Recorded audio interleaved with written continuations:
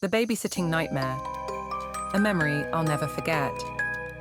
When I was in junior high, my family and I were very involved in our local church. We knew almost everyone who attended. One Sunday after Mass, a couple I'd never seen before approached me. They seemed polite, kind, and in need of a favor. They asked if I could babysit their daughter that afternoon so they could attend a wedding. They lived nearby, they said, and assured me it would only be for a few hours. Without much thought, I agreed. I arrived at their house around noon. It was a nice home, though slightly dated. They explained they wouldn't be back for at least 5 hours. Their daughter, they said, was already asleep upstairs in the last bedroom on the right. My only job was to check on her once or twice. They didn't show me around, didn't linger, they just left. The moment they were gone, something felt off. The air was heavy, as if the house itself was watching me. I decided to take a look around. That's when I noticed the first strange thing. Every single wall, in every single room, was covered in black and white photographs. Old portraits, faded with time. Dozens of people, maybe hundreds. Not one of them smiled. Their faces were expressionless, their eyes dark and hollow. Yet, somehow, every single pair of eyes seemed to follow me as I moved. As if that wasn't unsettling enough, I noticed clocks. Dozens of them scattered throughout the house. Wall clocks, mantel clocks, even small table clocks. Not a single one showed the same time. Each ticked at its own erratic pace, creating an eerie, disjointed symphony that filled the silence. I tried to shake the unease and went to open a window to let in some daylight, but every window was covered, bolted shut. Heavy curtains blocked every shred of sunlight.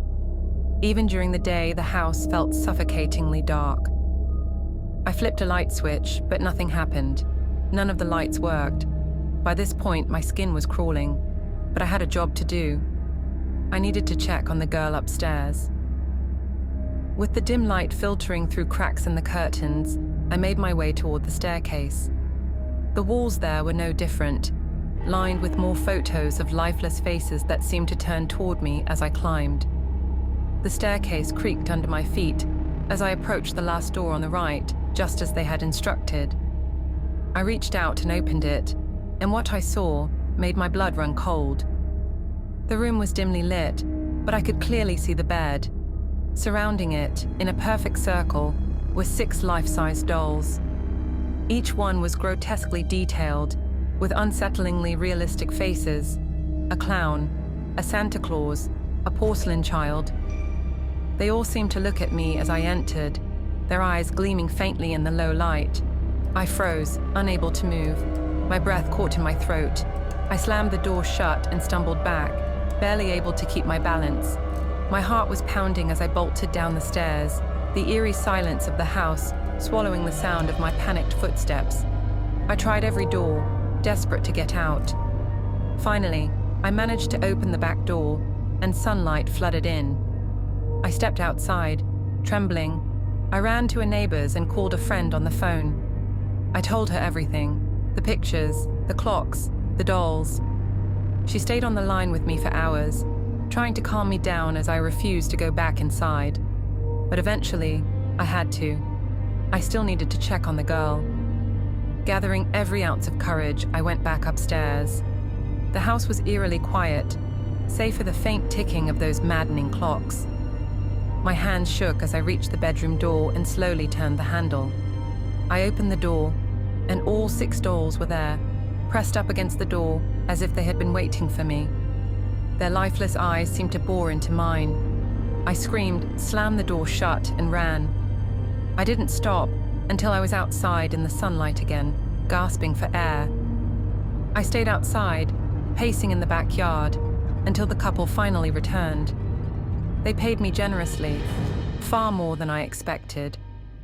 They didn't ask how it went, didn't inquire about their daughter, or mention anything about the house. They simply handed me the money and sent me on my way. I've never forgotten that day. Even now, years later, I can recall every detail. The photographs, the clocks, the dolls. It felt as though the house itself was alive, watching me, waiting for me to make a mistake. To this day, I wonder, was it just an overactive imagination, or was there something truly sinister in that house? I'll never know. But one thing is certain, I'll never set foot in a house like that again.